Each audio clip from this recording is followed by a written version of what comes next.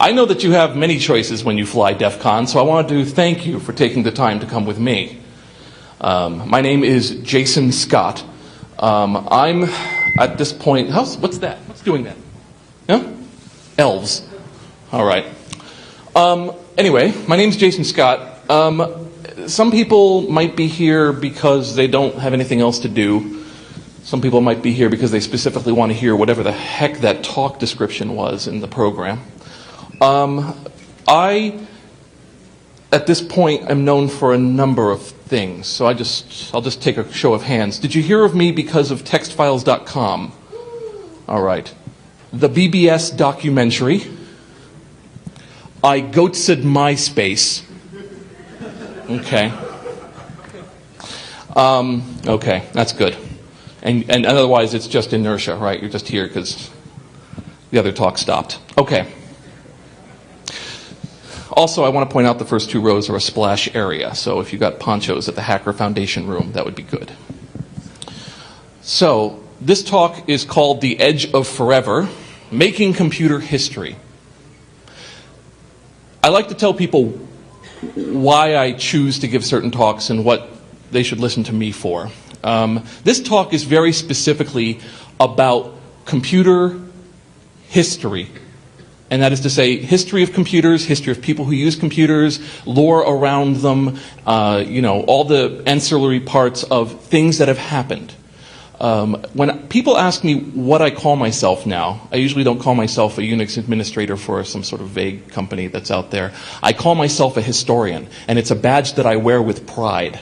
It's something I'm really proud of. I started as a historian so far back in my past now that I kind of have to make up a story of when I became a historian. The closest I can think of was that when I was very young and using bulletin boards, and we'll stop off for a second here to go, does anyone here not know what a bulletin board is? Okay, excellent. Did I see any of you there? Good. The bulletin board system plays an important part in my own personal history, which is why so much of the projects that I've done have been associated with them. So as a youth, when I was born in 1970, my father brought computers home when I was 8, and by the time I was 11, I was on computer bulletin boards. And whereas a lot of people would be on them at that age just to kind of cruise them, get software, do messages, I had this compulsion to go onto their file sections and download everything I could. But not just that, go onto the message bases and print them out. Print out the user lists, print out anything I could find, and store it. And that's the other part, store it. Store it enough that I still have them all. And, that's a very odd compulsion to have, but I had it from a very young age. And one can try to figure out why that is, and I'm sure that I've got some guys who will gladly accept $60 an hour for me to find out why. But to me, a lot of it was just that it was so goddamn fascinating, all that was happening back then, that I just started to collect it. And sometimes I'd look back on it and say, this is pretty cool. And other times it would just, why not? Why not keep this thing around? History, and is to say the concept of history, is one that gets bandied about quite a bit, especially in today's world when we are able to consume so much information so quickly that it's natural to run out of things that are going on right now and want to think about stuff that used to happen. It sounds fruity, but it's true. The problem, of course, is that in this information-soaked world, history can be kind of twisted to mean whatever it wants to be. In computer history, the vast majority of what we usually see when people discuss computer history is usually money-based. That is to say, they want to know when something started to get sold. They wanted to know how much of it was sold. They also want to know what replaced it, who got rich because of it, who was able to market it first. So, as a result, a lot of computer history out there is extremely confined to a small degree. And that actually, by the way, is the nature of history. We as people want to tell history as a narrative. This is a very strong urge. Unless you're a drug counselor, I've probably had to sit through more stories than you have. And let me say that after hearing thousands of people talk about their stories, one thing comes to mind, which is that people tend to craft themselves as the hero. By that I mean that things happen to them or they cause things to happen, but they very rarely tell you about what was going on nearby to them. This is not a big surprise, but it's important to know that that bias exists all the time. A very good example of this bias is, for instance, in modem speeds, to take an example. Modems, as you know, started out pretty friggin' slow, 50 baud, and after a while, we're able to move to 110 baud, 300 baud. There was a 450 baud for a while. There's 600 baud, 1200, 2400, and then, next thing you know, Comcast born. And if you talk to people, they will have very radically different ideas of when that happened. Not coincidentally, around the time that they became aware of them. So, for instance, I've been told that, 2400 baud modems came around in 1992. I've been told about 9600 baud modems coming around in 1988. I've been told about, when somebody discovered this, and that's when it must have happened, and that's the way it is. That's just normal. I mean, people do that. And you, as a historian or a person trying to track history, are pressed upon to come up with, well, what's the truth here? Truth is even more fucked up than history. Because people want the truth to make what they believe in the right thing. It's no fun if you say, well, it turned out my political leanings were completely fucked up and I didn't get any of that right. And you don't often hear that, unless the person is trying to convince you to their new political leaning. Then they'll admit to their old political leaning being fucked up. Again, this is a natural urge, but if you're somebody who's saying, well, when did this happen? When did this go on? The urge to narration. Now, when I bring up names like Mitnick, Polson, Susan Thunder, Mindvox, or the Dateline bitch, you end up with these stories where people are already crafting narratives based on that. What did Mitnick do? What did Polson do? What did John Draper do? And a lot of times, they're not quite accurate. And by not accurate, I mean literally not stating the right thing that happened at that time. People will say, oh, yes, he hacked into this when he didn't, or he was able to do this or she did this, or this happened. Again, it's because when people tell stories, they want everything to link up. When you say to somebody, first there was the Commodore 64, then there was the Atari 800, and then there was the IBM, and then there was, Dell Computer. What you're doing is you're trying to put everything into a piece of motivational movement. In other words, this caused this caused this. This is a pain in the ass for a computer historian, because it's not often that way. We work in so many parallels. Dreams that are being dreamed now at this conference may not come to fruit for 15 or 20 years. But here's where they actually started. Here's where that conversation was over in the bar where the two guys talked, and the guy suddenly thought that the thing he's been working on quietly for about a year, it's turned out to be completely wrong. Actually, maybe that thing that guy shouted over there. But there's no record of that, and he's not going to announce it. For example, here's a fact that I have, that I've been told, that may not be true, but may be true, which is that Atari needed seeding money when it was started in the 1970s. And it did it by making a porn film. I was told that basically the head of Atari was in it, actually. And this gave them some of the seed money to work on part of Atari. Now, I bring out that one because A, it mentions porn, and that's very popular. But number two, it's because what I want you to think about is, how much does it affect you if Atari was started by porn?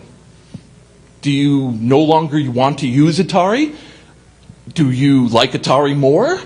Do you feel smarter for knowing that? Do you feel dumber for knowing that? That's a fact that's presented to you by some ass on a stage that you may remember. And you may bring it up just to go, yeah, Atari, porn, yeah. You end up pulling that into your own lexicon of knowledge. And so in my projects include textfiles.com, which is a compendium of bulletin board system era text files, which date back to the 1950s Well, they date back to the 1970s for bulletin boards, but now I'm pleased to have things from 1940s and 1950s and ham radio collections and things like that. I branched later into artscene.textfiles.com, which collected things from the various computer art scenes of the last 50 years. I then thought it would be kind of fun to do a documentary. I was only half right. It's sort of fun to do a documentary. It's not fun to do a documentary for 4 solid years, but it's pretty fun to do a documentary. This was on bulletin board systems. You're starting to see a theme here. The bulletin board system documentary involved me traveling around the country to ask people what the hell happened. And this is where I first started to encounter personal narratives. So, for instance, I interviewed a lot of people associated with something called FidoNet. Does anyone here who doesn't know what FidoNet is? Can I make it in 2 seconds? Excellent. Okay. Think of a bulletin board system, which is a computer hooked up to a phone line with a fat guy behind it. He's very lonely because he can only allow one person to connect to his computer at one time. He's got another friend who's not quite as fat. Actually, he's kind of skinny. I think he has a gland problem. He has another bulletin board system, and he can only take a certain number of people. What happens is, with FidoNet, is that this software, overnight, has one computer call the other and go, hey, did anything happen today? And then it passes it over. This is like describing the internet as a couple of things hooked up. Within a short period of time, people loved this FidoNet. And what they started to do was it started to grow. So it started out as being about 50 nodes in 1984. And by 1992, its peak, it was well into the tens of thousands of nodes all over the world, able to communicate with email, transfer stuff, and move files and data around all over the world pre-popular commercial internet. Years ago. Email in 1985 when you're just somebody somewhere who wants to send a message to someone in California. Now bear in mind you would send a message and it would literally take 2 or 3 days to get there and then come back, but you were doing it and you were living that life. So when I hear people who say, oh yeah, when email was invented in 1992, I hasten to disagree. I don't hasten to tell them that I disagree. Let them go. Let it go. Let it go is a theme of a lot of my life, actually. Let it go. It's okay. It's cool. They're not going to hurt you. With FidoNet, when you interview the people in FidoNet, another thing comes out that's not quite as obvious when you read about the lore of FidoNet, which is that it was basically a program that generated angry politics between people. You would basically, after a while, run out of a way for these computers to communicate. You can only have so many fat guys and so many lines at so many times. So they moved to a hub and spoke model, where somebody would become the one who would take all the messages for his area, and then it would bounce over to a big area, and it would bounce around here, thereby saving money. And you can imagine, once you start to hear that, what kind of an organizational nightmare that ends up being. Because none of these people are being paid. They're just kind of doing it. So the potential for, I hate him, I don't want him to be in our group, and I want this, and don't pass messages from him, and this unbelievable amount of pain. And this is being experienced by people in 1986, 1987. Very, deep, angry feelings that I interviewed people about. Well, all of this in some ways predates a lot of what we see now. A lot of the issues they had to deal with, and they came up with their own vague solutions to, and some of them worked and some of them didn't, we're now seeing again. And to me, that's one of the most important roles of a historian, is to make people understand, no, this isn't the first time. Besides a narrative bias, we also have what I call a first greatest bias. You want to be the first. You want to be the greatest. You want to be at least near the greatest. Okay, DEF CON has to be the greatest hacker convention. You don't want to say, oh, I was attending one of the minor ones. You say, I want to be in the greatest one. And you say, but look, we are the greatest. Look how many people come. Look where it's held. Look how big a space we took out. Look at this. And you start to throw out these metrics. The story that I give that's a good example of the first best one is there's a gentleman who I encountered who claimed that he had the first software store in 1979. This is wrong. He definitely ran a store and it definitely sold software. And I said, okay, well, I know of a guy named Stan Veet. He ran a computer store in 1975. He wrote a book about it. It's Later, the first place where Steve Jobs stopped by to convince him to sell Apple computers, I think he was first. And the guy said, not the first software store.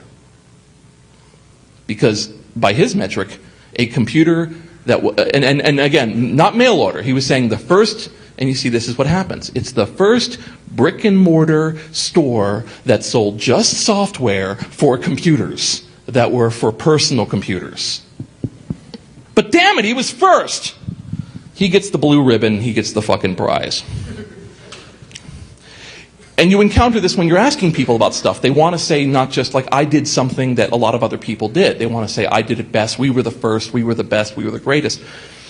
It doesn't diminish what you've done if you're not the first. It doesn't diminish what you do if you're not the greatest at it. What matters is you did it. You know? If you once you start to realize what a sea of inaction we all float in, little boats of action floating in this massive sea of duh, you start to really get a perspective on it. And perspective is a really tough thing with history. So again, the narrative need, the need to be first, the need to be the greatest, and this one gets fucking weird, our pattern recognition issue.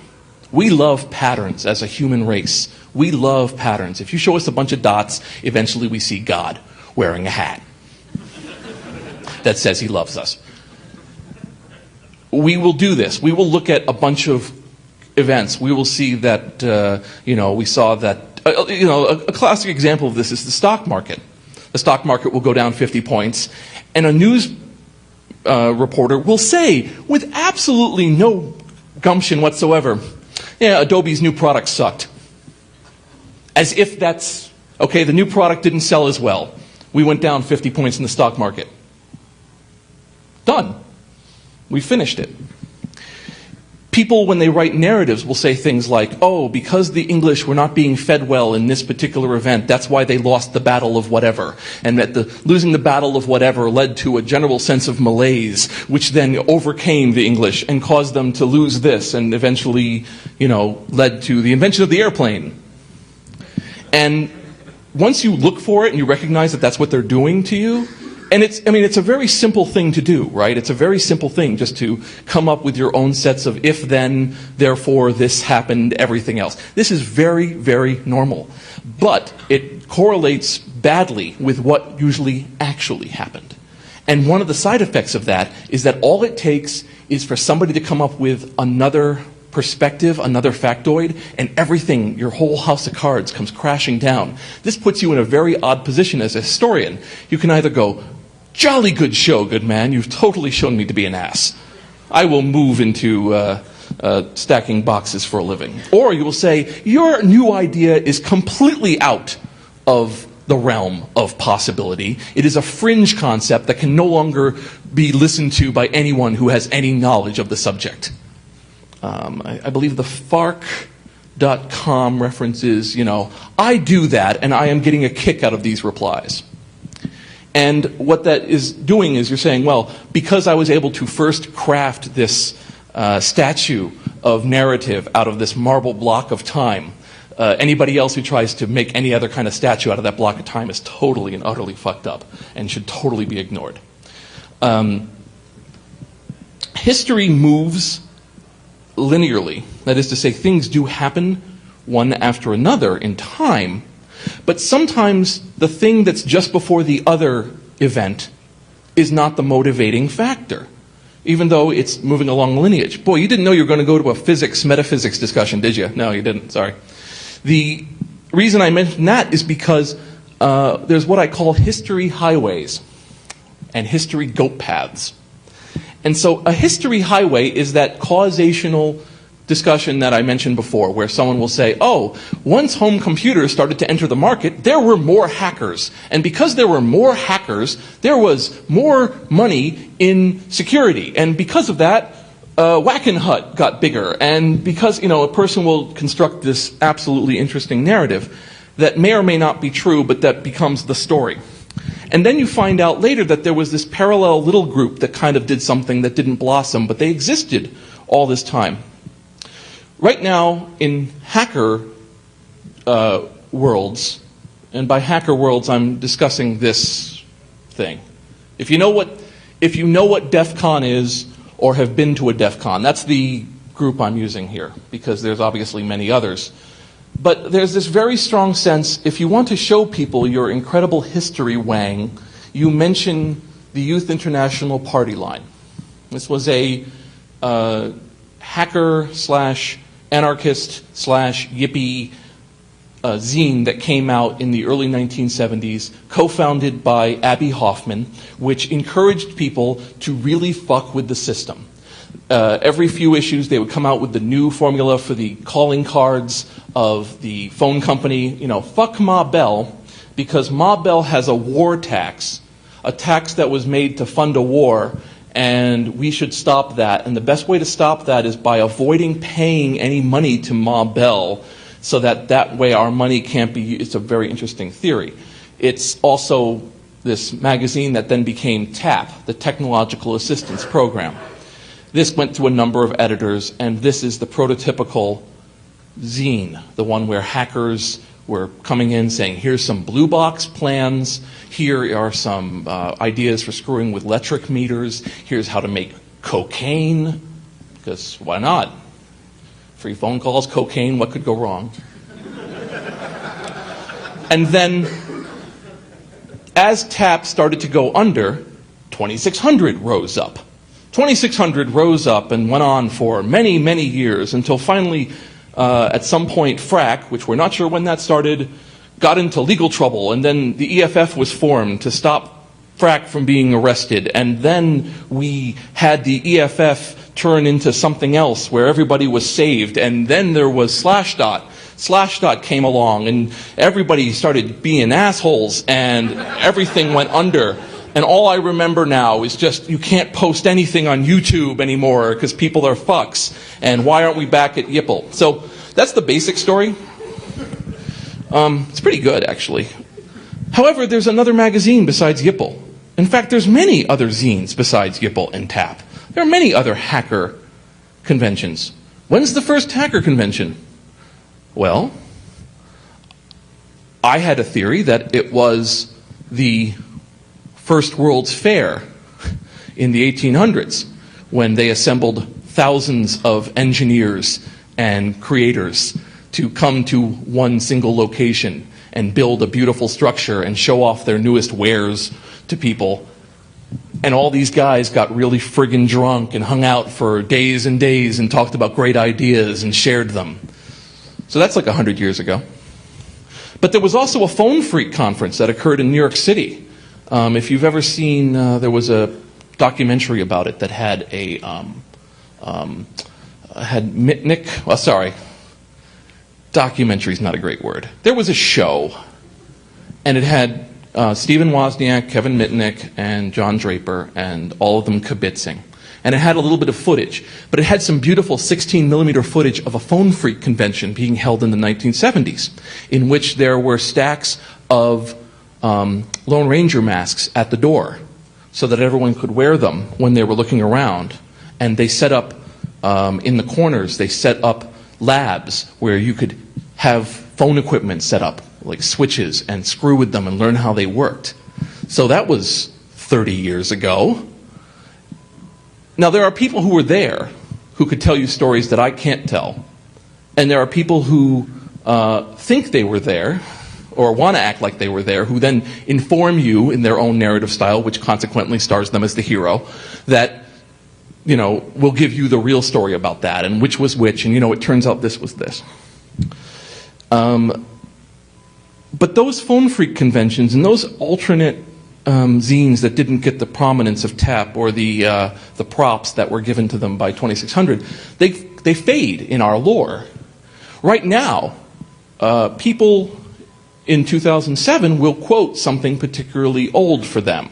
You know, they'll mention codes from blue boxes, or they'll reference the loft, or they'll reference, you know, some early 2600 blue box plans, or so on. And if you think about it, what they are doing is they're functioning as talismans.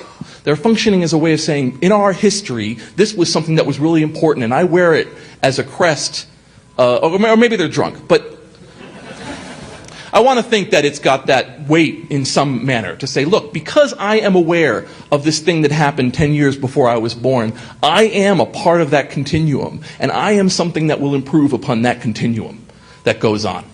I encounter a lot of people. What the hell is that beeping? The projector?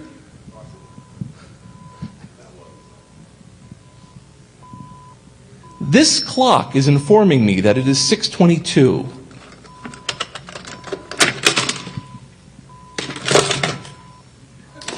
I hope that was the clock.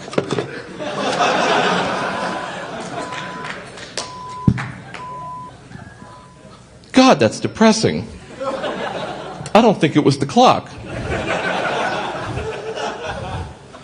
God, that's so sad. Anyway, sorry if I've diminished the power of my speech.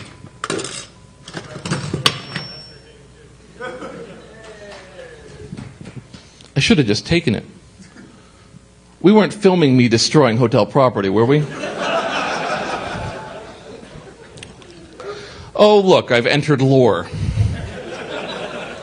I was there when he pissed on it, and then he hit somebody with it, and there was blood, and oh my God. Where was I? Oh yes, the continuum. One of the side effects of having lore, however, is that lore will pull from any source around it to make itself stronger. In other words, if you see something that's sort of like the thing you saw, you combine it with it. One of the downsides of this is the massive use of pop culture references, and I don't like the term, but mass media references. So for instance, the film Hackers, 1995, Angelina Jolie and somebody else,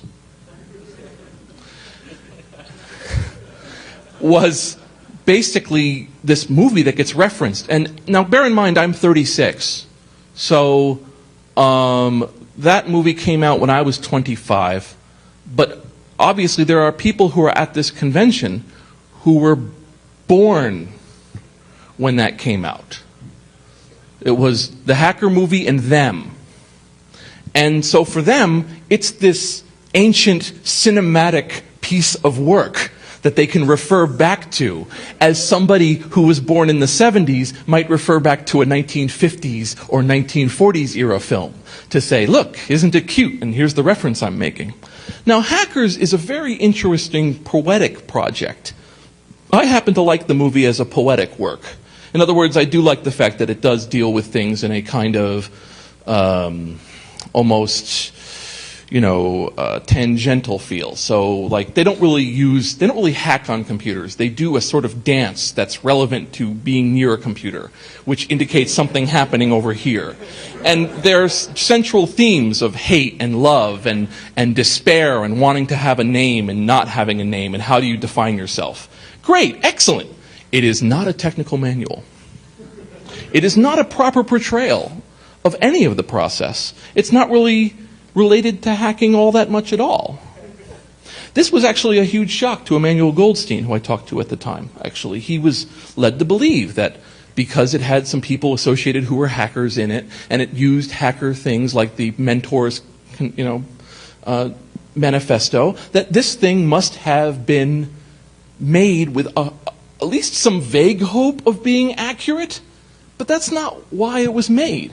But that movie will now function for the next 20, 30, 40 years as an example of what hacking is. Because that's what people do in lore. It is much easier to pull up this already filmed AVI that looks really good and has Angelina Jolie's left tit than it is to, get some sort of scratchy mini DV film of a bunch of guys standing around going, oh shit! Fucking camper! And so what you end up with instead is this kind of slicked over reality, right? I mean, for me, the movie that was mine was War Games, which, again, this is the problem, right? In your own personal narrative, if War Games is your Hackers, then if you look at that movie, it falls flat on its face in almost every single aspect, except that the spirit of what the guy's trying to achieve is in there. In other words, it's like, I'm trying to learn this new thing, and how do I make this thing happen? And yes, not everyone likes me, and there's a girl here, and I'm not going to do her because I'm so fascinated by this computer. But, yes, a total fantasy. It was like a science fiction fantasy. And so that movie, however, was the closest that I had. I remember actually when I was that age, that my first thought was, oh shit, the jig is up. Now everyone's going to know what I've been doing and what's up. And turned out it wasn't so bad. I don't know if anyone remembers the film, why am I always spacing the name of this thing? It was a series with Matthew Levitreau. No? Well. Anyway, there was a Whiz Kids. That's it, Whiz Kids. Anyone here remember Whiz Kids? If you go onto YouTube right now, you type Whiz Kids, you can see it. And this is important for me to note right now, because, for instance, none of you who know what Whiz Kids is are like, what the fuck is Whiz Kids? But if you type Whiz Kids opener into YouTube, right now, you can see this 1980s hacker television series that was started, which had Moog music and had all of this references to computers and technology and making all the kids get really screwed up things and grades and everything else. And it lived, it was born, and it died. It was basically a standard television series. It mostly exists now only in scratchy videotape. Nobody's really produced a DVD version of it. So it doesn't show up as much in the lore. Now, before war games, you have, around with war games, you have other films. Obviously, you have movies like Sneakers, you have Buckaroo Banzai, you have The Forbin Project. All of these are movies that portray technology. And so all of them are very easy to snap up examples of technology. Now, when I talk to people, they of course inform me that the real life isn't anything like that movie. And that's fine. That's true. But the problem is that culture will want to use those movies as examples of reality, which is part of why people like me get really anal and assholey when we see this culture portrayed as it has been portrayed. I'm going to punch two people in the face right now.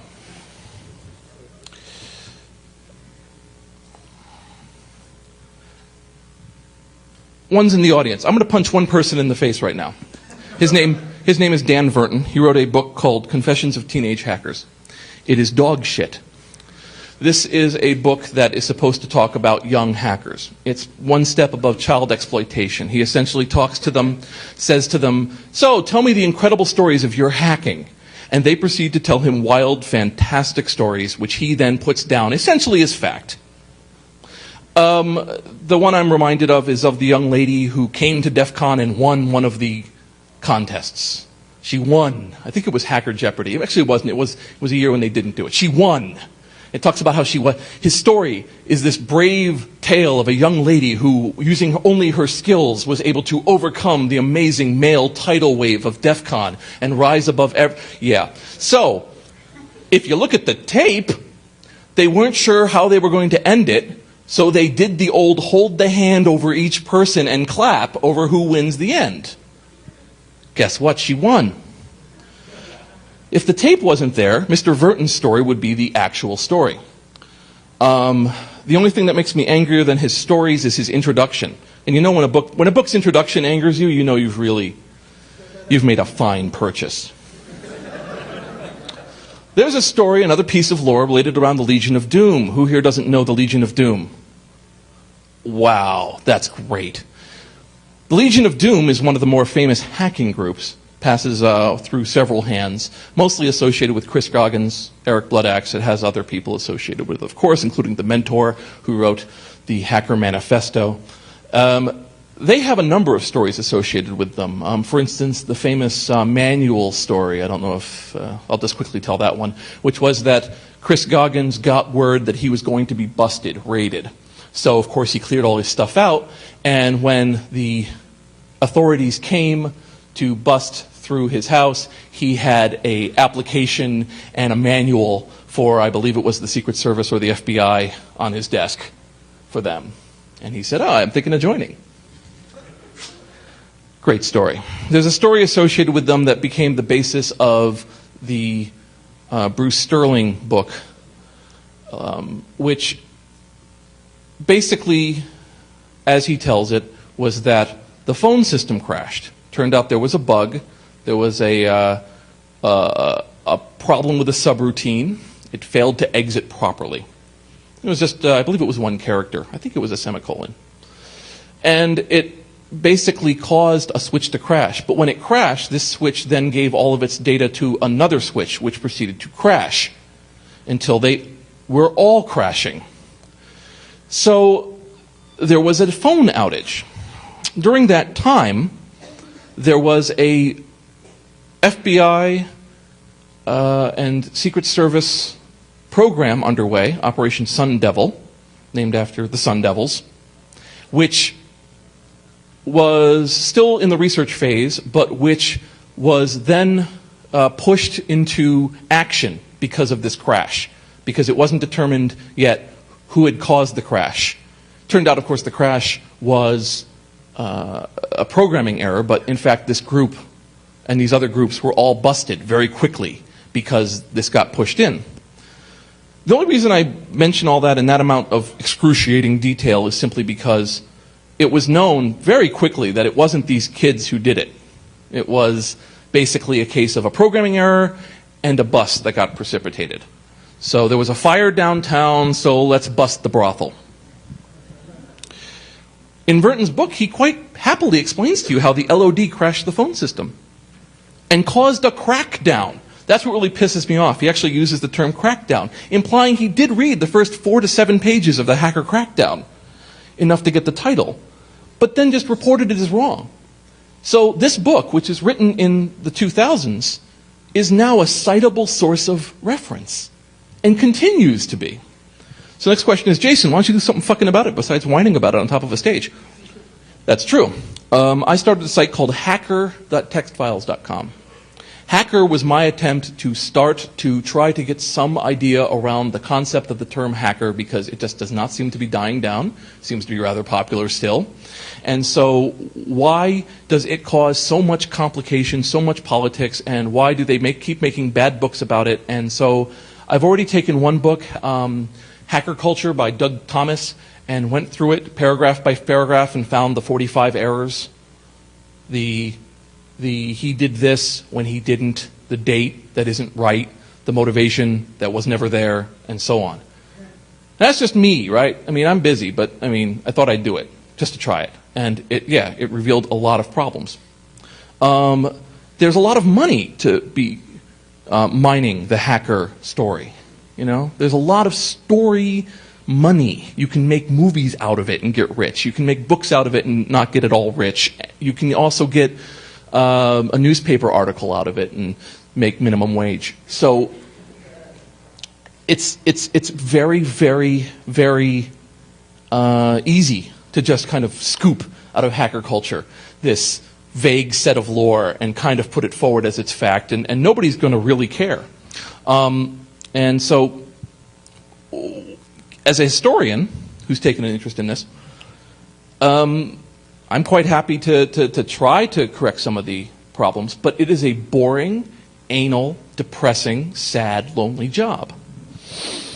Which is why, of course, I'd love all of you to do it. Which is why and so the problem is when you do a sad, lonely, depressing job, whether it's writing a device driver or you're trying to figure out where this book author fucked up, what motivates you is to think that you're doing something for the greater good. And I tell you that, yes, it is for the greater good. More than once, I get letters from people who thank me for whatever historical work I've done and thank me for working on a particular project enough for them to get, quote-unquote, the story.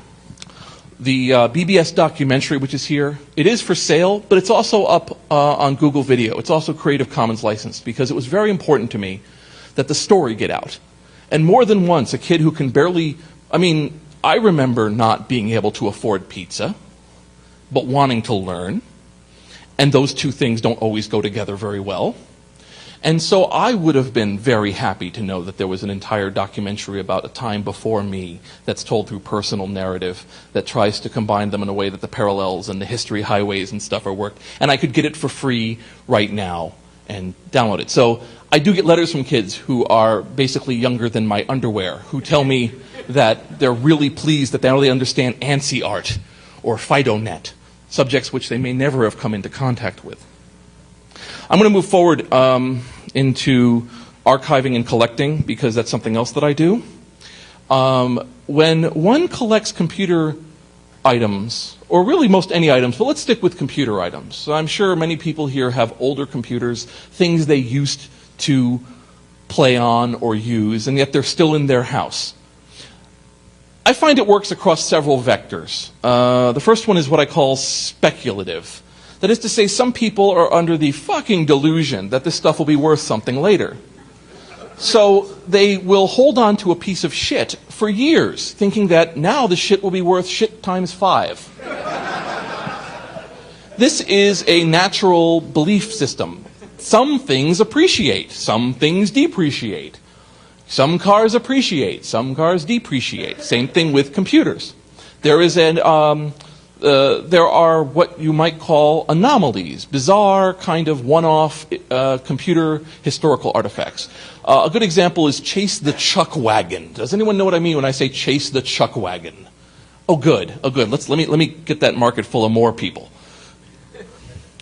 There is an Atari cartridge that was produced as a promotion by Purina. I don't know why. I wasn't there. I don't know the thinking.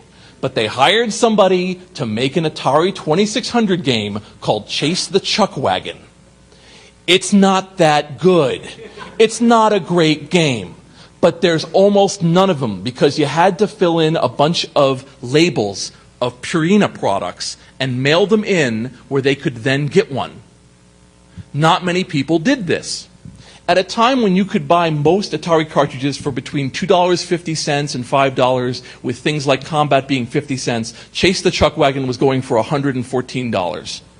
At this point, Chase the Chuck Wagon will actually go up into the 4 figures. Somebody will actually pay $1,000 for a Chase the Chuck Wagon Atari 2600 cartridge right now. Well, great. That's great. This should not inspire you to hoard your Atari 2600 waiting to pay off your kid's college fund, because it's probably not going to happen. But people do this. The most common phrase I hear is, well, maybe it'll be worth something in a little while. This is an extremely shallow and extremely poor way to look at life, as a series of things with price tags on them that are being slowly crossed off and increased in value over time. It's a poor way to live, and it doesn't actually tend to function. The people who do that, who really do that, who do that for like money, often what they do is they just do bulk lot buyouts. They find someone who's died, which does happen, and then they buy all their crap. They go through it, they see what they can get that looks somewhat valued with their jaundiced eye, and then they go and they put up what's left of the shit to a larger market, who then go to a larger market, and so on. And that human roach-like existence can be done, but you end up with having a very small amount of stuff that may be valuable to a certain set of people. There is an extremely vibrant, very enjoyable glass, electric, insulator culture. If you didn't know about it, you know about it now. When I say electric, glass, insulator, I'm talking about on railroad ties, when you on electrical poles next to railroad ties, there are power connectors that are insulating it from the pole. There is a market in this. There are manufacturers that came and went. There are particularly unique models that were designed certain ways, low production runs, great production runs. All you have to do is take one look away from the thing you're doing on eBay and browse a different category, and then you start to get a real good perspective on what you're trying to do. So when I get my hands on old pieces of computer equipment, the reason I do it is what I say the second one, which is nostalgic. I'm actually picking up memories. I'm picking up old stories.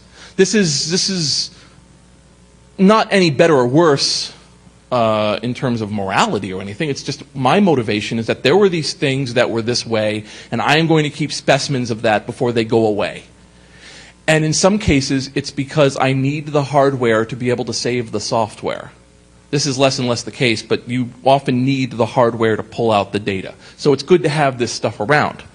And then there's the third one, which I call inertial. That is to say, you had it and you still got it. In that situation, it doesn't really matter to you what you have. That's when you go up to the, Uncle Julius died. Oh, Jesus, look at his attic. I'm not even, 20 grand gets you the house and that stuff in it. And people will do this, people as human beings. I mean, if you buy something, if you pay $2,000 for a computer, it takes you a long time to get rid of it because it cost you $2,000. It's not worth $2,000 anymore. It's not got anything on it that could get you money. You can't use it anymore, but you keep it because there's still room in your house. I had actually interviewed a gentleman. He's in the documentary. He had so much stuff that in his living room, this is besides the rest, but in his living room, there were piles, kind of like pylons, 3 to 4 feet. And he had arranged pathways so that he could get to the television set this way, or come back this way to the couch, or go this way to the kitchen. And the rest of it was literally papers, computer pieces, books. Very well arranged, I might say. Not cat lady crazy, but definitely was something where he had such a strong connection to his stuff, he did not want to get away from it. And later I met him, and he had gotten a girlfriend, and she was like, "We fixed that." But I was very glad that I did, in my own way, get he gave away the stuff to appropriate people, and one of the things that happens is I'll find out somebody who has a lot of stuff died, and I'll be like, "But what of his things?" And sometimes I find out that, oh, no, his things were properly disseminated across the people who would then appreciate it. You have these things where people build up piles of their lives, and then their lives are split up into other people's life piles. Very cute. And so, that doesn't mean I didn't like the person. I'm just saying, I had a guy who contacted me who was like, "I wish to throw out all my issues of Nintendo Power. Do you want them?" Now that's interesting because my initial immediate reaction was, of course, yes, definitely, please send me. I don't like Nintendo Power. I actually don't even, I just bought a Nintendo Wii, but I just don't have much Nintendo lore in my life. But I didn't want the Nintendo Power to be gone. By the way, he had every issue of Nintendo Power. Every issue of Nintendo Power is 75 pounds. So 75 pounds of Nintendo Power showed up at my house. I did an experiment with this, actually, which I haven't. I was going to write a newspaper article about it because I was fascinated by the concept of collection. What does collection mean to people? Well, somebody put up on eBay the ultimate Saved by the Bell collection. This collection, which was the product of decades of effort, had every episode on mini DV, some of them duplicated from Studio Masters, one-off specials that were only shown once, every fan magazine, every related book, photos, control of the domain name. So I bought it.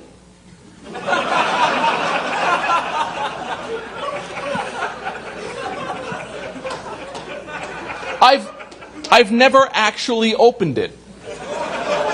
There's this white box in my attic that I know in my heart is the largest collection of Saved by the Bell. And the reason I'm doing that is because I'm fascinated by that idea of I own all of the Saved by the Bell lore. This gets me in with Screech if I was to bring it up with him at some sort of, "Hello, sir, I have everything ever that you did for Saved by the Bell." Did you add in the porn tape? I have not added in the porn tape. I should, shouldn't I? Keep the... it's a constant maintenance nightmare. Jesus.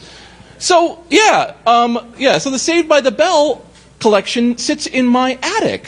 And I keep that there as my talisman to remind me that this can become a medical malady if you don't watch it.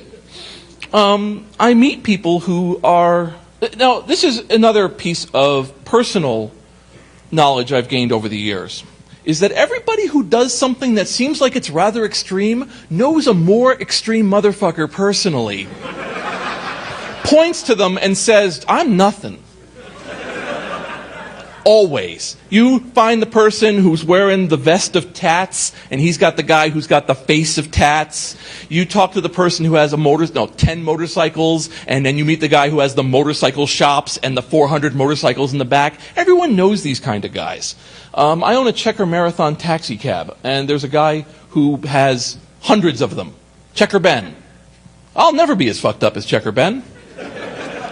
Similarly, there's a gentleman named Selim Ismail. Selim Ismail owns vintage.org. Well worth visiting, but his website doesn't give you the impression of the 4,000 square foot warehouse he owns with over 2,000 different brands of computers. That's not to say he doesn't have 45 Mac Pluses. I'm just saying he has 2,000 different types. He makes his money doing salvage. He sometimes lends them out as movie shoots or for legal battles because sometimes somebody tries to fucking patent air. And so he's got to come in and go, look, air tanks! We had them in the 60s. Dumb fucking bottom-feeding ass shit cock. Met these guys who patented the fucking BBS, and I have to sit there with Ward Christensen, who, by the way, made them. And there's somebody patented the BBS, where you put in a message and then others respond to that message, and it's under a topic. That patent exists. And so we brought in Ward Christensen and stuff to go, that went by before, I can't help but tell you. And so when I see these guys who just air patents or air sellers, where they just fucking grab something and go, it's mine, and they can make enough money in the interim time before someone wrenches it out of their hands that it's worth it to them, that kind of encouraged behavior. Well, so yes, one of the aspects of history is that you get to go, I told you so, you're wrong, you fucking get. And that's one of the great pleasures, actually, I think. I have a lot of cases where someone goes, this is the way it was. And I'm like, except for the fact that it wasn't. And here's a picture of not your idea, hero. Sorry, sucker. The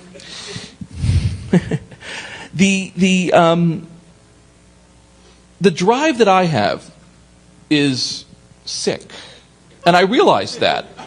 It's a certain level, right? I mean, when you have that much, I just added 120,000 music files to my site. Here's a good example. I'll give you a few examples of what I do now. And I guess in some ways it's speculative and somewhat nostalgic. I currently download every image uploaded to Wikipedia. I have a machine that does that. Part of that is because they delete things very quickly.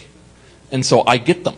I also download every database dump of Wikipedia, which I have going back years now, which is a standard database dump is 5 gig compressed using bzip, so I don't unpack them that often.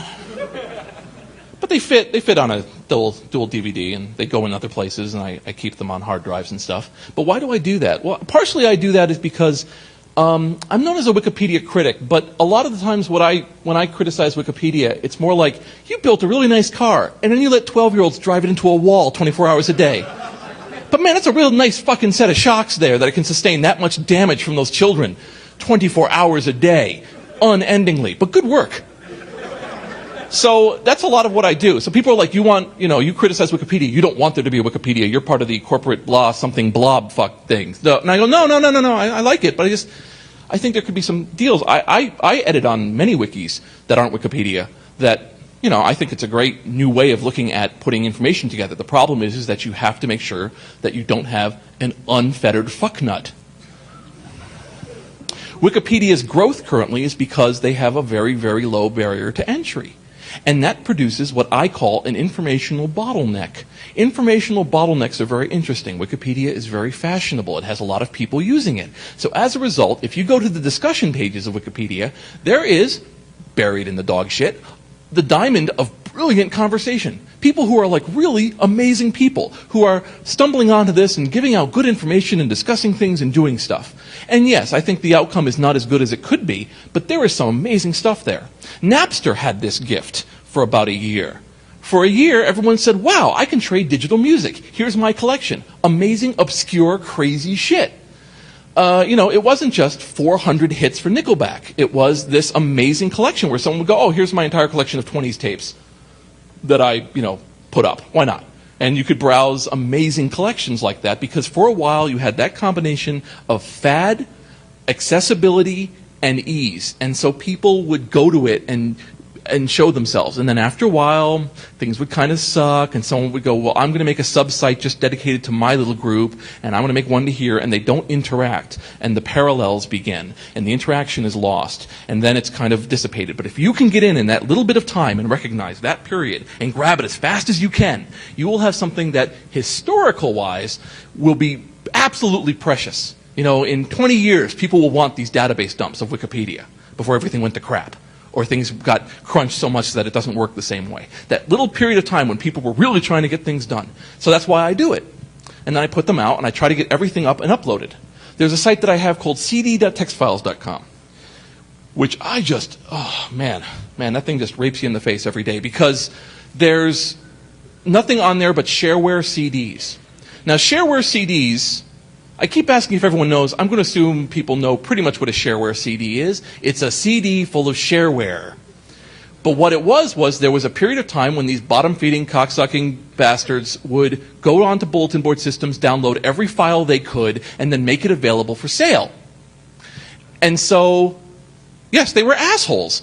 And so, unwittingly, they were historians. They collected things because they had a idea of let's try to get this thing out to as many people as possible. And so they would take anything. Well, I've now taken them and put them back up again.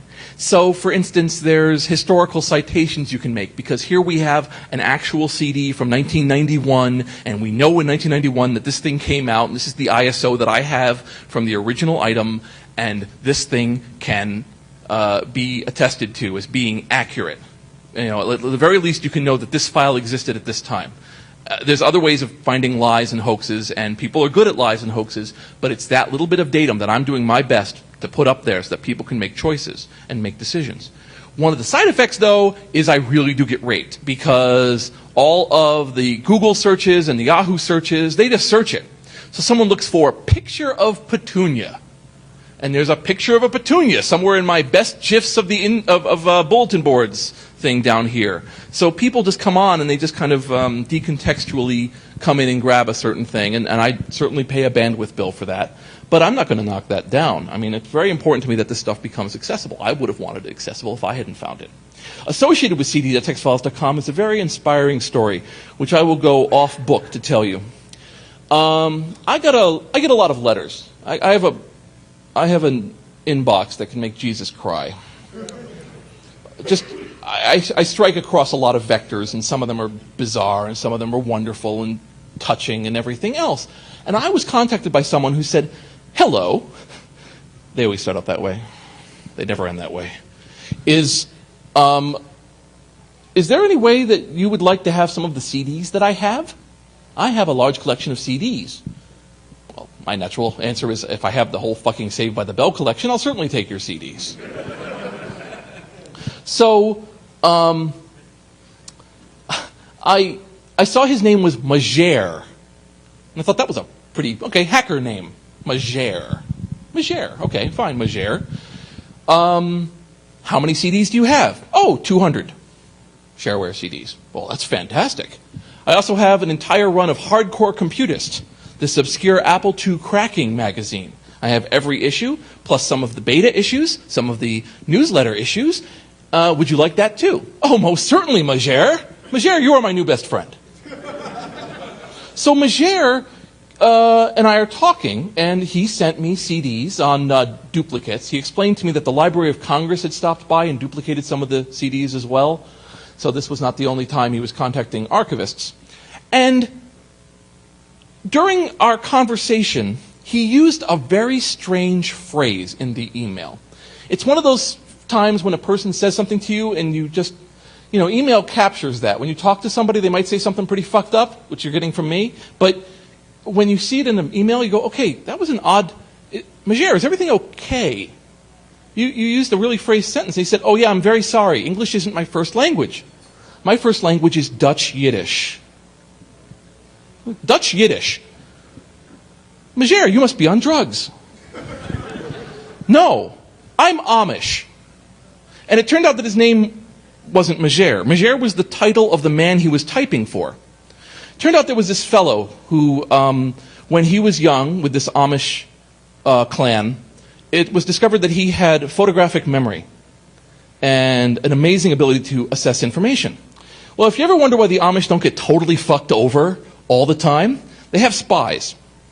What the Amish do is they take somebody from their group and they send him out to live among the English, which is what they call all of us bastards.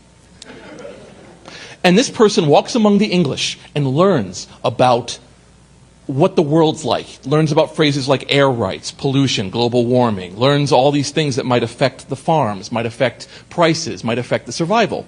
They come back and they sit in the meetings of the council, the elders, and the elders say, so, what do you think of this? And he says, oh, when they say that, they're lying to you. Or, oh, we should really keep an eye on this. Or, no, that's a perfectly good idea, but it turns out if we buy from over here. So this young gentleman in his teens was sent out into the world. Well, he did what any normal Amish kid would do. He started a bulletin board system. Figuring it was a good way to pull in information. He bought every shareware CD he could. He subscribed to every hacker magazine and technical magazine that he could. And he did this for 30 years. At the end of his 30 years, he started to get ocular degeneration, found that he was going blind. So he went back to the farm where he got a huge, long barn. In the barn, he put in shelving unit after shelving unit and put numbers underneath each area, and then proceeded to take all of the information he had collected in his life and arrange it along these numbered shelves. To this day, when he travels with them, he says things like, check shelf 37. I think that's something we can use for this. Megere turns out to be a title meaning living saint because he is thought to have lived his life in hell because he walked along the English and was not part of his clan for 30 years. So that's the craziest story that I have. The Amish helped me save BBS history. Thank you, Amish.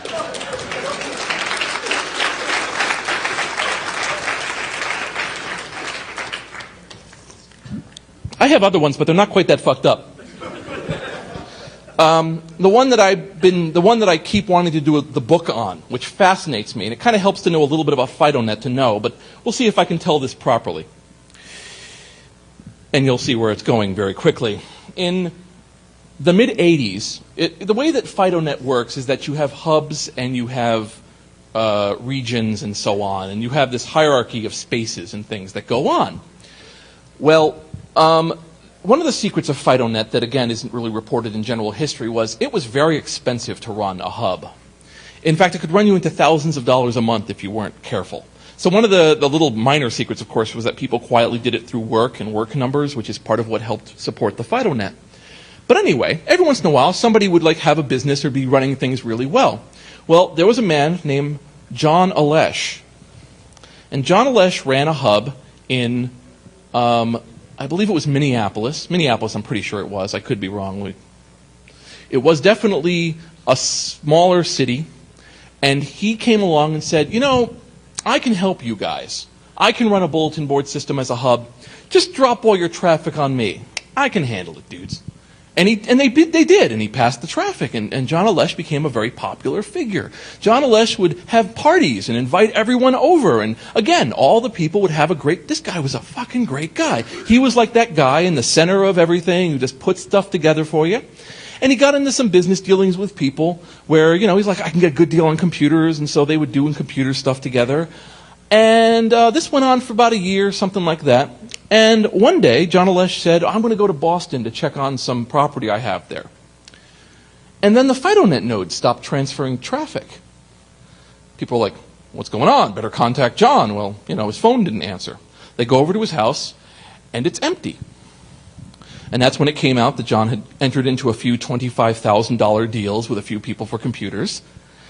And John Alesh wasn't named John Alesh. His actual name was John Richard.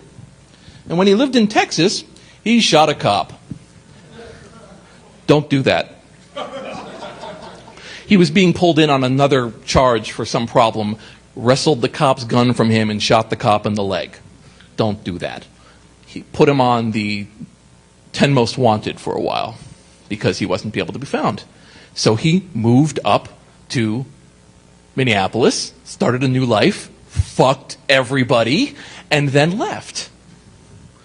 They put up his picture, his mugshot, his information, his everything they could find, and they put it up on FidoNet nodes. And I collected this. This was sitting in my collection for 15 years. I didn't even pay much attention to it. In 2000, the beloved head of a ISP in Indianapolis died of a heart attack in his apartment. When they went out to his wallet, they found that it had multiple names in it. And they went to his storage unit, where there was an old beat-up truck with additional false information, gassed up and ready to go at any time. What had happened was that John Alesh, or John Richard, had moved to Indianapolis, started up another scam, started an ISP, and it made fucking boatloads of cash. So he stayed. Bought sports cars, hung out with people. I had the pleasure of chatting with his main competitor, who was kind of a buddy, who would go out. And he and John Alesh would sometimes have lunch every few months with the local FBI representative. We currently don't have the nuclear technology to have a big containment enough field for balls that size. And his name that he gave at the time was Robert Hokum. Hoaqim. Not completely unlike hokum, Hukum, putting something on, to lie. And so there is a fascinating situation because he bought a lot of sports cars, and there was a court case that arose up over one of the sports cars, and I can find cited in the legal documents, because I looked this up, where they said, it appears that the owner was a on-the-run FBI most wanted man who had run an ISP for 10 years, whose millions were gained through unusual circumstances, so we would like to reevaluate the ownership of the car. Anyway, so that's, again, not as cool as the Amish story, but there's a case, right, when you think about it, that transfers across FidoNet, bulletin boards, the internet revolution, the ways that information, because here was a case where I found, and of course, by the way, I immediately wrote the people he had fucked over and said, hey, there's an estate you probably want to sue. So they were appreciative. Third story, which I'm going to tell very quickly, or maybe not so quickly, we'll see where we are, is the Zip Arc story. This is on my documentary, but I just wish to go into it just a few seconds because this is an example where even to this day, people don't know the actual story. And by the actual story, I mean how things actually happened, because it's easier to go for the easy story than the hard one. Anyone here use Zip? All right, good, excellent, good. Does anyone here remember ARC? All right, excellent. ARC and Zip had a lawsuit. Who won? Zip or ARC? Nobody wants to play. That's fine. You all get -10. In the late 1970s, a gentleman named Tom Henderson, who had been a sailor, he had been in the Navy, he was a midshipman, had gotten into the computer business, the computer consulting business in the late 1970s. He and his cohort did computer work for major companies. They do contracting work. Along the way, he fell in love with his partner's sister and married her. They had a little business, and the business was called System Enhancement Associates, or SEA, to reference back to his midshipman days. They made a number of products, but one of the products that he made, he had gotten himself involved in the FidoNet community to some extent and helped write things that made FidoNet work better. He was such a good programmer, so smart. He was very, very good at optimizing other work, and he was also very, very good at coming up with his own really good ideas. Well, one of the things that he worked on was a compression product called ARC. Now, ARC was interesting. ARC was a for-sale product. He sold it for a lot of different platforms. He worked with other people. And he basically had this compression product that used Huffman compression and would make your file smaller. And this was obviously an extremely important thing at the time because of the cost of phone calls. A vector which more and more people at conferences like this are losing the memory of, how much the phone company would charge you. Because, well, actually, no, we just got that again with that megabit thing where the person paid $2,000 from his phone because he was an idiot. But, you know, the idea is that a lot of times now you pick up your phone or your Skype and you talk to somebody. It's really not a problem. It's not a minefield of eating or not. So at the time, though, anything that could help you would be beloved. So ARC came along, archive.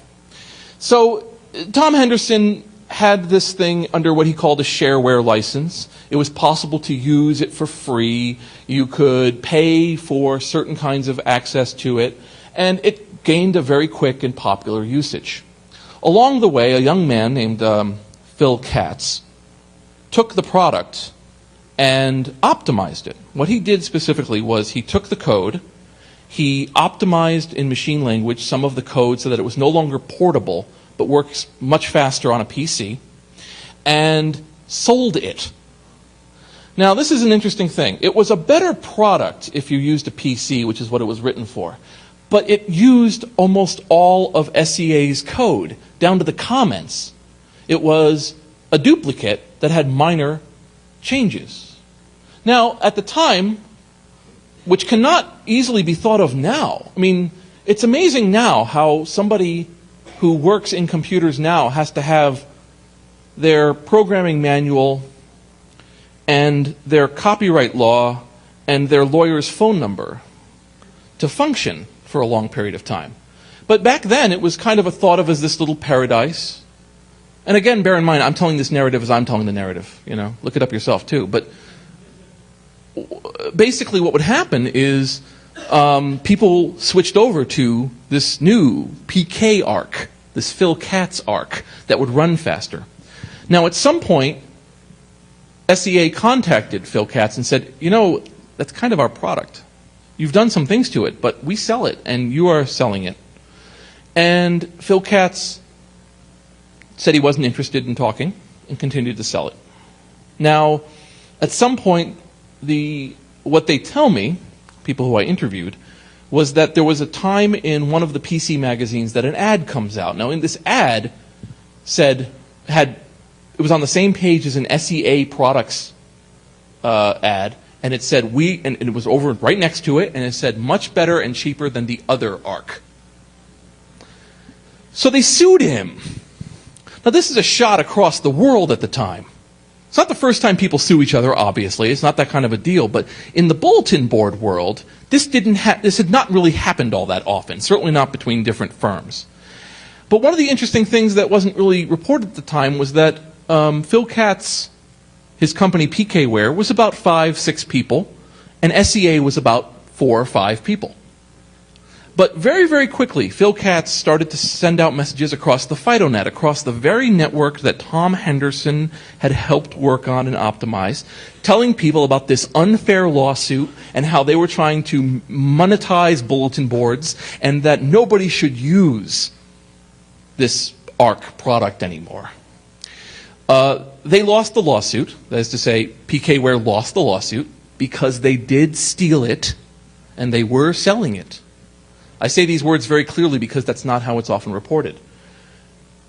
However, the community turned on Tom Henderson. They said, we will no longer use ARC then. There were products, there were scripts that could change any occasion of .arc in your collection to .su. There were utilities that came out to wholesale move all of your ARC to other formats very quickly. And the money dried up for SEA. Very quickly they lost all of their cash. And they ultimately sold their compression to a Japanese company where ARC is still somewhat in use. And Phil Katz came out with a new product called Zip. Now Zip, it wasn't sure what the name was going to come from. Here's a good example where CDs can help you. I interviewed the guy who ran Exec PC. I don't know if anyone knows Exec PC. Okay, he sold Exec PC for $29 million. So he owns an island now. Which sounds like me making a joke, but no, he actually fucking owns an island. It's off the coast of Florida. Don't visit, he'll shoot you. And he was friends with Phil Katz and did work with him. And Phil Katz said, "What should I name it?" And he said, "Name it Zip. Because zip sounds like a zipper. It's kind of sexy. But it's also zip, it's fast. So along those sexy, fast feeling like a car, people will go for it."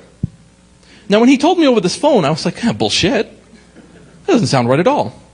But you know, when I went back to my 1992 era CD shareware, in the documentation for the original versions of Zip, it says, "Thanks to my friend Bob Mahoney for coming up with the name Zip to put on the archives."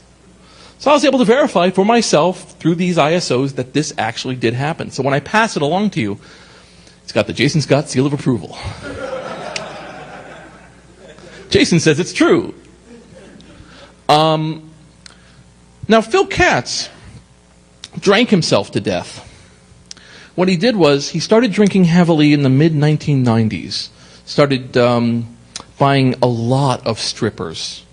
I mean a lot of strippers. And had drank enough that it was causing dental problems.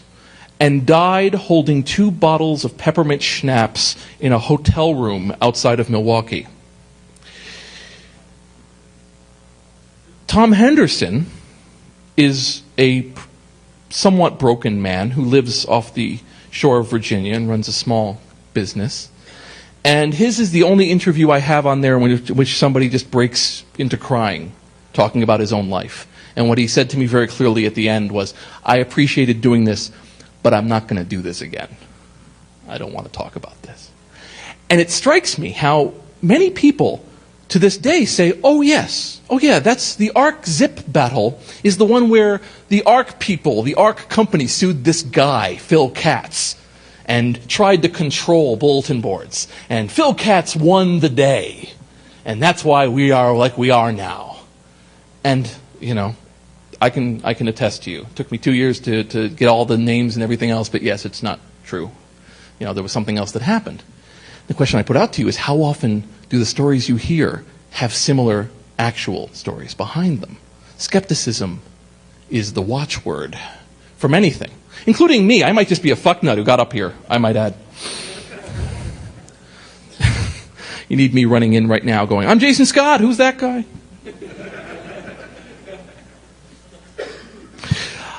What I tell people is I really encourage them to not buy into pure, unadulterated lore and accept it.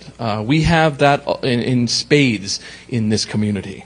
People like to tell stories. They're very fun. The Mitnick stories, the Draper stories, the early hacking, freaking, how it went, the names. If you call yourself a phone phreaker and don't know who Joy Bubbles is, that's a problem. If you say that Captain Crunch discovered the Crunch whistle, you have a problem. If you have a case where you think that if you think that Kevin Mitnick was 100% wronged, there's a problem. Was he wronged? Yes, he was wronged. When Sun had to come up with the price of their source code for his court case, they included the price of building the buildings the source code was developed in. So Yes, he was mistreated, but the classic question is somebody who was doing something wrong, who's really miswronged, therefore completely absolved of the wrong that was already there that got them. But they're not easy questions, and they're not ones that people like to ask because the story is a lot more fun. Here's what happened, here's what happened, here's what happened. It's fun. Hooray. Have another drink. Not to be a downer. I am going to quickly give some advice, and it's very odd advice, but it's advice that I've picked up in my 15 to 20 years of a historian, and that is live a full life. What I mean by that is a lot of people live lives in which they do very similar things constantly. It's a lot of fun, and it can make you very good at those things. But sometimes, if you just change shit up a little, if you go someplace you weren't supposed to, if you take left where you weren't supposed to take right, and you go to some other location that you've never thought of going to, even though you see the sign for it all the time, what you very quickly do is you get perspective on where you were sitting before. One of the advantages of the bulletin board system documentary was that I was able to walk into the homes of people I would have never talked to. All they linked to was bulletin boards, which was a pretty scant amount of things to have in common among these people. But I would walk into homes where I couldn't see because of the lack of light, because of the little one bulb that they owned, and the home that couldn't have been worth more than $5,000, to interview them about running their lives. I talked in homes which had fountains in them, and flat screen TVs that rose up out of the kitchen cabinets. Each time, I was blessed with being able to talk with these people. Just talk with them. Sometimes for an hour, sometimes for 2 hours, 3 hours, and just say, how was life for you? And in that way, I learned a little bit about how life was for me. People work so hard at these conventions to find the 5 people they remember from previous conventions and go talk with them and get drunk and say, hey, it's good to see you again. It helps to stop a few people in the hallway and say, hey, what are you up to? What are you kids doing over in that corner? Oh God, stop it. We love pattern recognition. We absolutely love to find patterns in things, call it a day, and move onward. This is how bad things can happen. I mean, I'm not saying it in a dramatic sense, but sometimes you just say, that looks fine, that looks fine, that looks fine, it's on fire. Because you just want to naturally do that. And it's so hard to break out of that pattern, to say, so what was the story? What was the story? I had a gentleman walk up to me in a computer show and proceeded to talk to me. And oh God, was he boring. I don't mean just boring. You know, this boring, like, all right, I can see where you're going with this. And then this boring, like, I actually don't see where you're going with this. It's a dark tunnel, so I don't know when it ends. And you're going very slowly towards the light. But it may not be light. I don't know what that is. And I can't leave because I have the same... I was bred to believe that you can't just turn and walk away in a conversation. I've met people like that. Aren't they great? Those are great people. You find like 9 dead hookers in their basement. Because they're just like, you know, like, you're like, yeah, so what's up? And they're like, I can't do that. So I sat there and talked with this gentleman. Now, he was part of a group called the Resistors, which sounds really scary, but it's really not. It was one of the first computer clubs in the 60s, composed of high school students who worked with Ted Nelson, worked with a bunch of other people to come up with code, gave presentations, had a lab in a barn in New Jersey, and they would do amazing things. I didn't really know that. I didn't know shit from that. I didn't know anything about that when I worked on my documentary. He was talking about this stuff, and yes, it was slow and it was boring, but it was true and it was honest, and it was his life that he was telling me about, and he was very, very passionate about it, if a bit dull and slow. And that's critical. We so much as people want to get the story and move on. What do? I do security. Zing! Good for you. Huff, brothers. And then move on. That's interesting informational fast food, but that's really not learning anything about anybody else. And it's tough to know and love other people. I quite admit that. So, yes, if anything else I say, if the rest of my beautiful 1 hour and 26-minute rant, which I really appreciate everyone who sit through, if you walk away with anything else, it's just to say, yes, live a full and wonderful life that other people will remember. Thank you.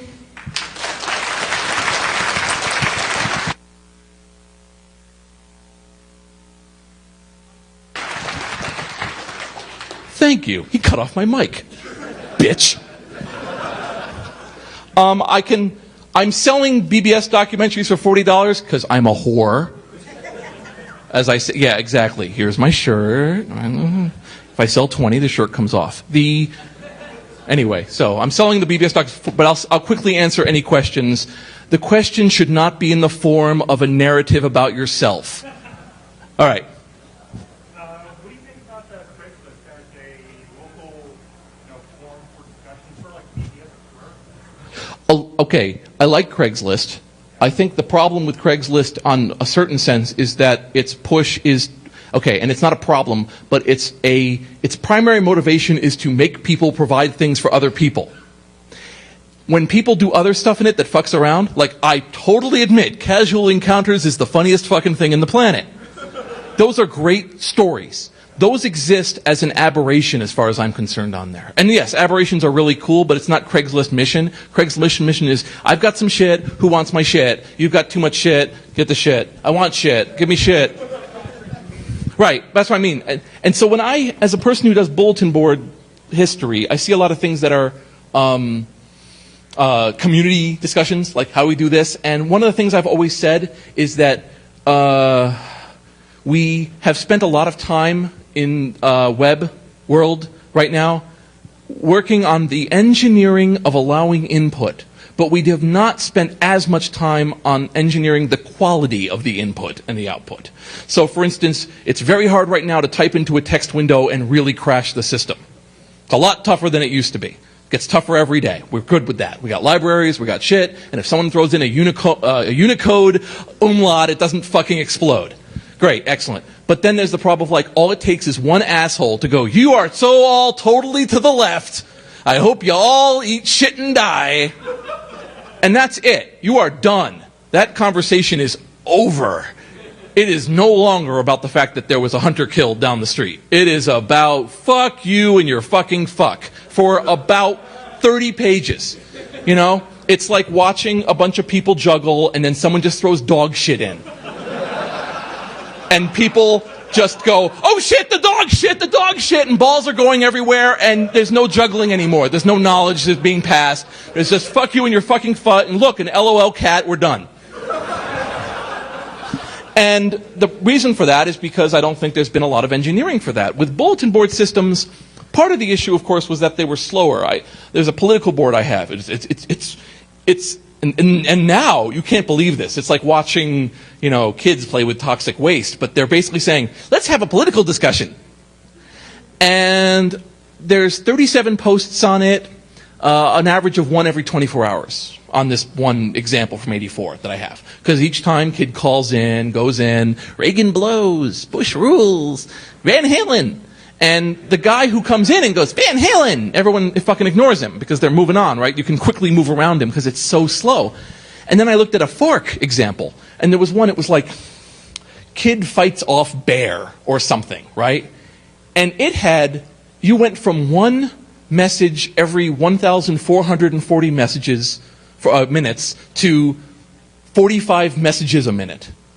And just all it took was some asshole down the middle. It turned out the father was a Marine. That was that. Went after the dad. Why does the dad do blah, something, ex-Marine, left, right, bullshit, fuck, kill you? And I'm like, I think something, I don't know, it's not a case of censorship. It's just a matter of engineering. On Metafilter, which I hold up as an example of a community that is so desperately trying to save itself in terms of conversation, there is a wide amount of, I guess the phrase would be repercussion. In other words, you click on someone, it's like, here's how this asshole talks. Like you click on it and it shows you the last 10 postings they made anywhere. So in 2 seconds you can go, oh, he's a fuck. and then move on to the next thing. And so that engineering level, you can see how often he calls and connects and does things and how often he does it. So by engineering that into the system, which is tedious and weird and boring, but not focusing so much on the how do I get the input window working, it'll get better. So Craigslist right now, I have a RSS feed on Craigslist. Don't do that. Because, yes, they're very good at getting rid of crap after the crap happens. So your RSS feed is full of amazing crap. There is some dingleberry who wants to buy a pinball machine. He really wants to fucking buy one because that bastard must put 40 looking for pinball machines. It's the classic Usenet issue of, solution to the problem. Got one? I love that. Second question. Let's start. Go ahead, wait. Yeah. Speaking of Craigslist, have you thought about organizing an effort to get all the historical crap out of my garage in the hands of the bouncers like yourself? He's asking, so do you collect shit? Do you have a collective collecting shit? And there are computer places that will do that, and I will do some. And the fact is that there's only so much that I can take personally.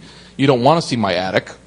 It looks like I keep records on the world. But a lot of times, I will cruise.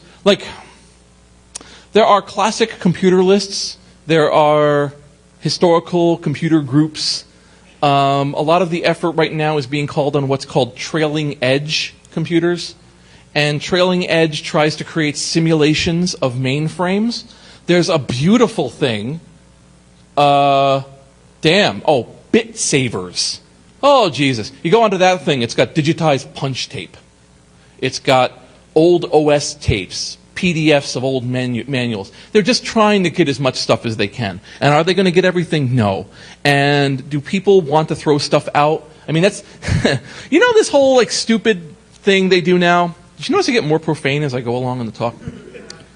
The fucking fuck. This whole set of crap they do now where it's getting rid of extra guff in your life.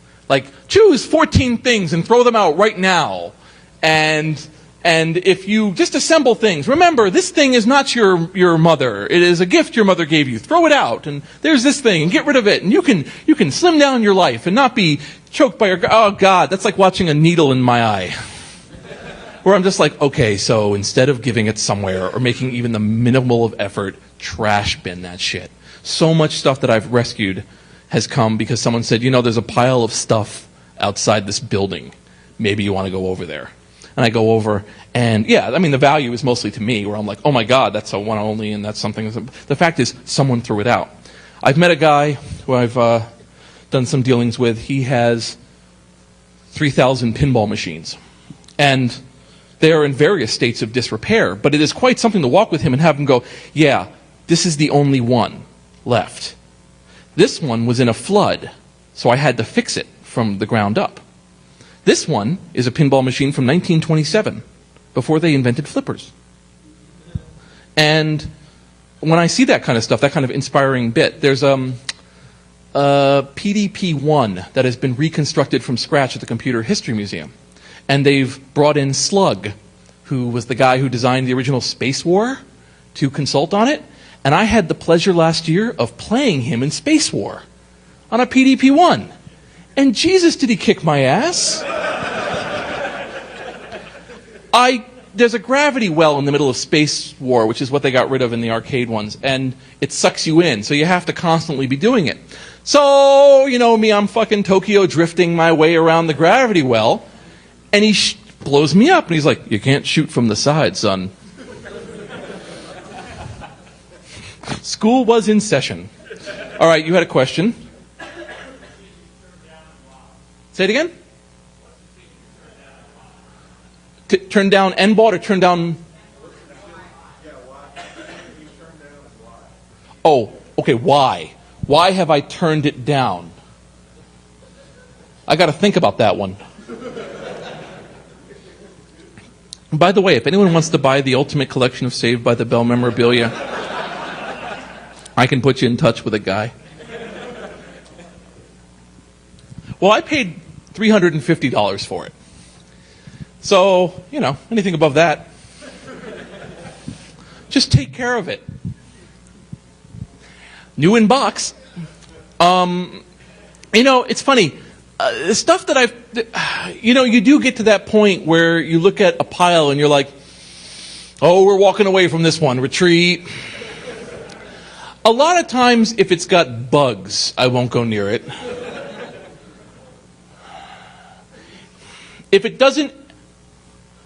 it generally doesn't function, has no hope of ever functioning, and I don't have a functioning version of it, I have an Apple Lisa, and I have an Apple Lisa that doesn't work. So they're paired up for all of time. But this isn't fake hesitation. I take a lot of shit. I moved into a house and I was like, woohoo! The little fuel gauge just increased by a half. So, my general rule is I will take it. Because if, at the very least, I'll take it. What I remember was I was working at MIT as a secretary, a temp secretary. And they were going to clear out a lab. And the guy said, Jason, call up property services and have them throw out all the machinery in that lab. So I go down into that lab, and it is a fully formed VAX lab. Fully formed. Everything right there. Every single piece you could imagine. Totally hooked up right. So I didn't call property services. I called the loft. And they said, we'll be right over. And we went in there, and bear in mind, they were pulling out a climate-controlled lab with VAX equipment and everything so they could put desks in it. So the loft guys came with about 3 or 4 trucks and a van, and we just stripped that room. I remember specifically at one point, Stefan, who was the one member of the loft that most people don't know, but he was their electrician and other skill man. He was there only there for the beginning, but he was like, I don't think they're going to use the power in this room properly. So he took the power grid. And I remember that because that was black magic to me. Electricity scares the shit out of me. And this was a 2-phase or 3-phase 250-volt power grid. And he was like, here's the deal. And he gave me like electricity retard 101. Like, hold on to this. You can never not have... That way you can't ever become a ground for something else by working, and always do this and stuff. And damn, he ripped all the wiring and the circuit board and breaker and everything out of that room. And MIT never cared. And that's where the VAX, that was the lady of the VAX, came from, was just ripping that out. To MIT, it was valueless. To the loft, it was priceless. And the constant battle in this is matching up the person who thinks it's worthless with the person who thinks it's priceless. And that's an art. And that's tough. So I try to be the person who thinks it's priceless, and if I'm not, I can at least find the person who thinks it's priceless, so at least I can put them together. But shit's lost every day. On Metafilter, somebody decided to throw away 90 CDs and said, should I throw them out? And everyone's going, yeah, choose 20 things from your life and throw them out and all that crap. And I was like, I will take it. And he's like, they're really scratched up. I will take it and I will pay the postage. Well, I don't know if it's really a pain, because you don't want to send it. I will take it and pay the postage for international shipping, and I will pay you back for the any price you put in packaging it. Okay. So I got them, 90 shareware CDs for the Mac, which he thought were absolutely valueless, and which a lot of people on that board thought were valueless. And do you know how I found it? I found it because I saw a refer link website. And one of the postings on Metafilter was, you ought to give this to Jason Scott. So that works for me. I think since we seem to be... Am I doing a... let's do one more. One more. Is there one more? Oh, you're in the darkness. I can't see you. Go ahead. Yeah, that one. Waving. Yeah.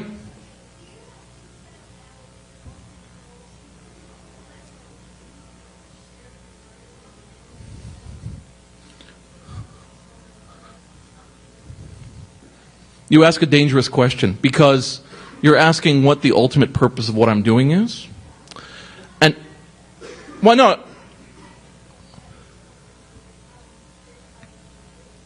there's a number of things that are involved in collecting that are not quite clear, right? Like I said, you can collect because of its speculative worth, you can collect it for inertia because you're not doing anything with it, or nostalgic reasons, or what I do. And I call myself an archivist. I don't call myself a librarian. Over time, I've learned to not like librarians. Librarians are very nice people who provide a collection for the purposes of their very distinct audience and then throw them out or dissipate them if they fall out of favor.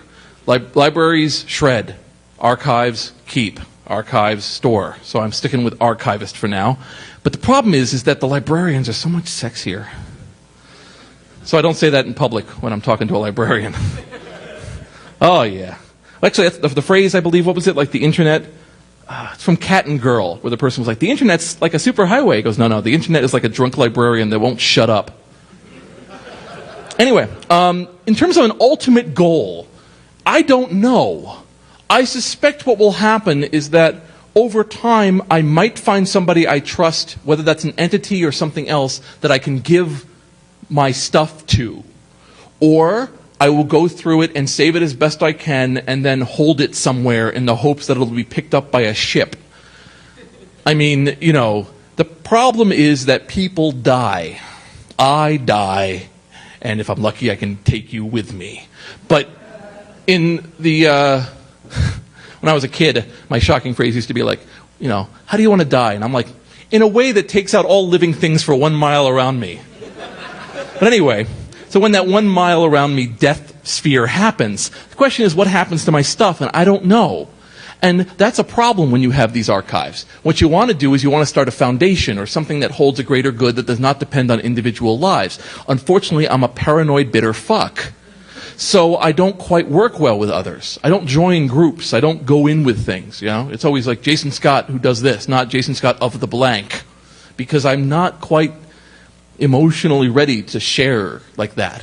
But I do my best when I work with the textfiles.com stuff to put as many copies of it up as possible. So even if you don't like me, and a lot of people don't, and that's okay, I'm not a nice guy, you can at least benefit from the work that I'm doing maybe for myself or because I want to help people or stuff. So I'm a very big fan of trying to make things available. A lot of work has already been done very well. Like, there are a lot of pictures of Commodore 64s out there. I don't need to take pictures of the Commodore 64 stack that I have, because it's done. We're done. We got the schematics. We got the PDFs up. It's a little more difficult with later ones, or with Wang computers. Wang computers are a good one that are just going to friggin' die. There's some amazing stuff with the Wang computers. There's a Wang demonstration tape that you can just see they're doing this amazing shit. And you're like, wow, why didn't this take off? Oh, because it was $45,000. And nobody wants a $45,000 desktop. They don't want it then. They don't want it now. So I don't know. I'm not being coy when I say I actually don't know how it ends. I really can't hear you. Oh, I'm an educator. Oh, no, I'm an educator. Well, I do my documentaries where I interact with people. I put those out. People learn from those. I'm taking all the raw footage and putting them up on archive.org. I put up all the files that I grab. In fact, I have such a reputation now for that there was some guy, he had like all these old Bell System things. He has like the Bell System Memorial CD. So I bought it, and along with it came a note going, "Hi, Jason, I know who you are. Could you hold off putting it online for a little bit?" And I put it online. But I actually got that with someone else. Somebody had like the full testimony of Bill Gates in that trial where he just got friggin' grilled for hours on end about how much Microsoft sucks. And he sells DVDs of it. And I've got those DVDs. And the only reason they're not online yet is because I just haven't felt like putting them up yet. But I will. Why not? They're in my room. They're duplicable. Why not? So, yeah, I mean, there's that side of it. I mean, there are some people who are collectors who will happily collect stuff and keep it somewhere, and I assume masturbate on it, and never let you near it or see it or anything because it's theirs. And that's that. And, no, I'm not compatible with those people. But I am compatible with understanding why some people don't immediately start massive foundations and want to interact with people and turn it all into an XML interfaceable doodad thing yet. All right. We're now at the 46-minute mark. I'm going to go to the Q&A room with my for sale documentaries and answer any questions and listen to your personal narratives and give you the love that you need. Thank you so much for the time you've given me.